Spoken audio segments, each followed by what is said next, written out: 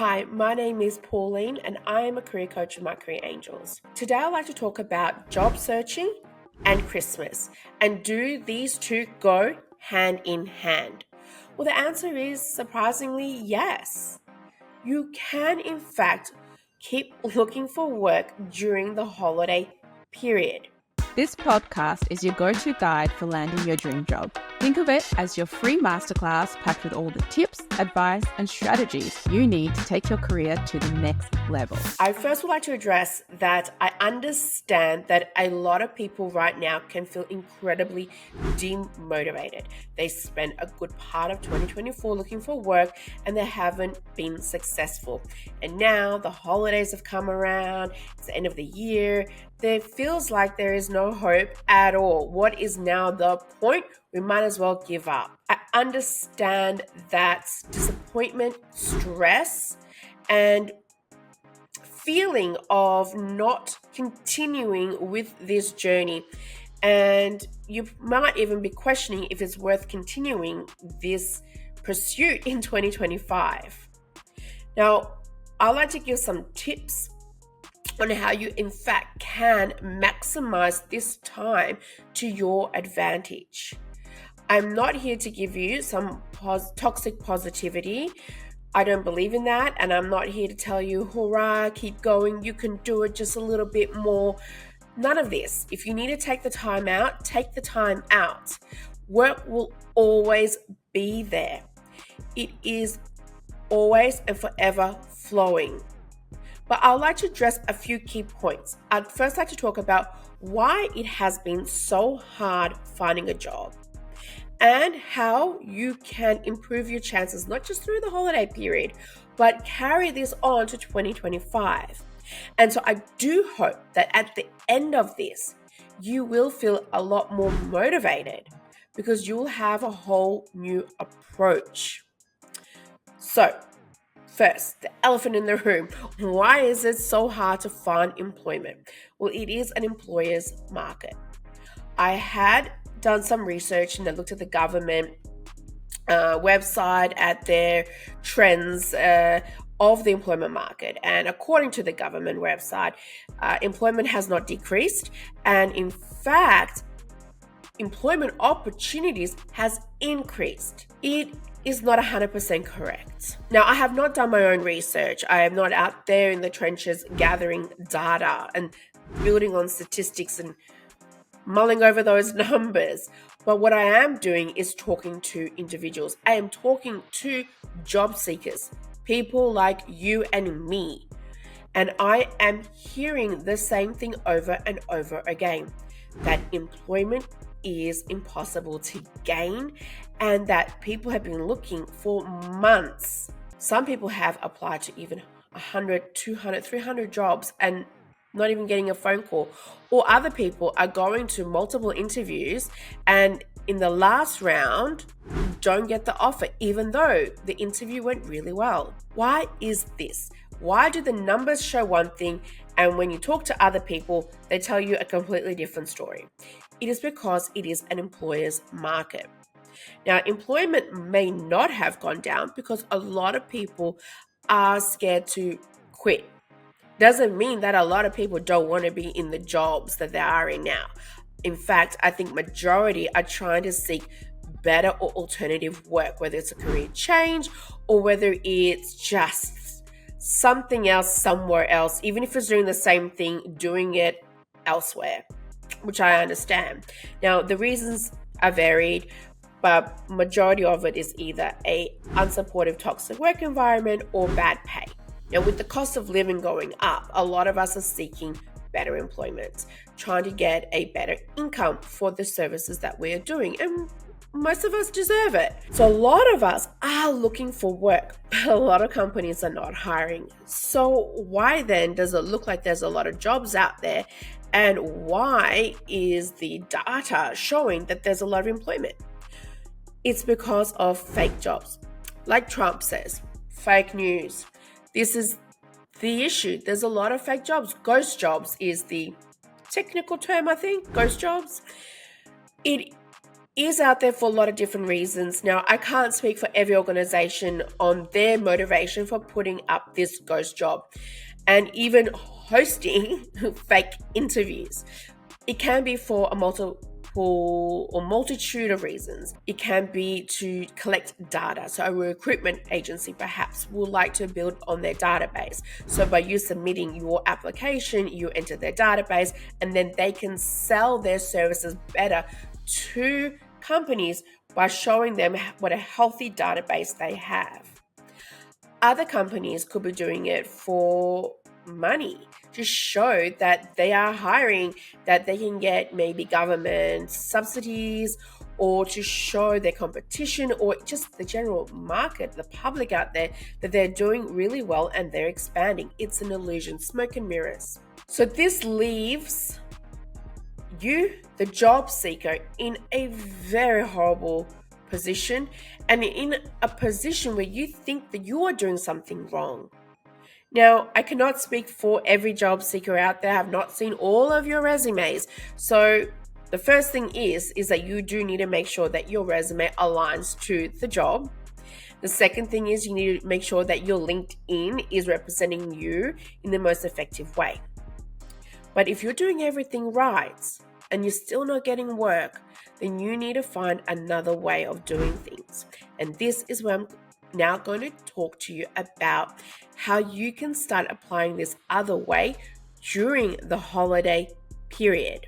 Why you should do it now is because a lot of your competition, other job seekers out there, are not going to be doing it. They are going to be putting their feet up and eating Christmas pudding. And that's fine. If you want to relax and enjoy this season, please. This is what's most important. And I do recommend that you take time out to be with friends, family, or just yourself. I know I'm going to do that. But it doesn't mean that in between that, you can't dedicate an hour or two a day or a few hours in a week to take those extra steps. So what are the steps? Well, first, I think the first step should be is trying to eliminate these ghost jobs. Now, this is not foolproof. This is not going to eliminate 100%, but you need to pick up that phone and talk to the hiring manager. Now, you're not going to pick up the phone and immediately ask, is this a fake job role? You are just going to have a conversation about the role. If they're willing to talk to you and to give you information, you're already halfway there. If it's a fake job, you might not be able to find the hiring manager. You might not be able to get much information about the role from them, and a few red flags will start to pop up. Follow your gut with this one. If it doesn't seem legit, it's probably not legit.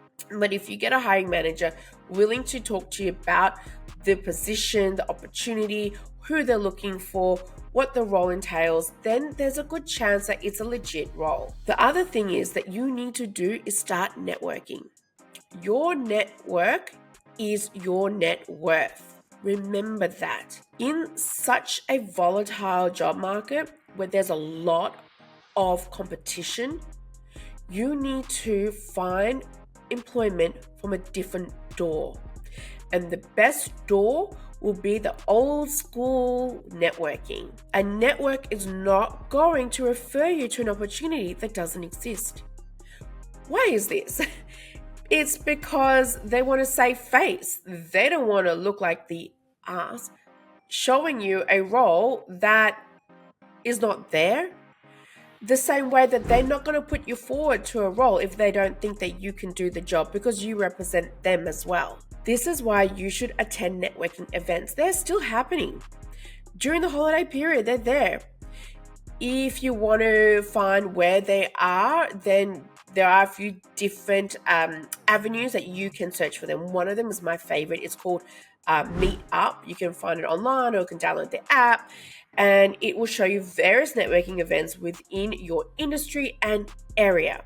Some of them are online, some of them are face-to-face. Face-to-face is the best, but online is okay too. You can then connect with the people who are doing these events with you and start building those relationships. The other thing you can do is jump onto LinkedIn and slide into those DMs. These hiring managers and HR people are getting messages all the time. That's what they are expecting to receive. They're expecting to receive interest. Now, you don't just slide in and say, hey, how you doing? Let's meet up for coffee. You want to come across as professional, and you want to express that you are interested in the position or any opportunity that may come. You need to highlight your key skills and what it is you bring to the table. And if you know of a particular problem that company has, how it is that you can solve that problem. Now, I can't talk on every problem on every company. You know your industry, you know what they may or may not be facing, and what skills and experience that you have that you can bring to help them resolve any issues that you can envision them and educate a guest that they're having. So these two are really effective avenues. So you need to be a little bit aggressive. I use this word all the time, aggressive. Aggressive in terms of not shoving yourself in other people's faces and elbowing the person next to you at that networking event.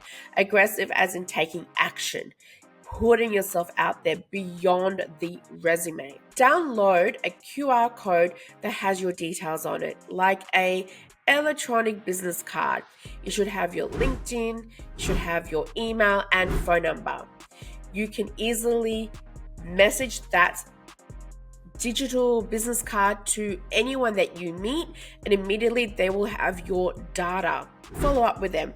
Start building that professional relationship with them. You are now planting the seeds. This is the time. No one else is going to be doing it. So if you are out there connecting with people when things are the slowest and they are not getting these emails, they're not getting these connection requests, you are doing it.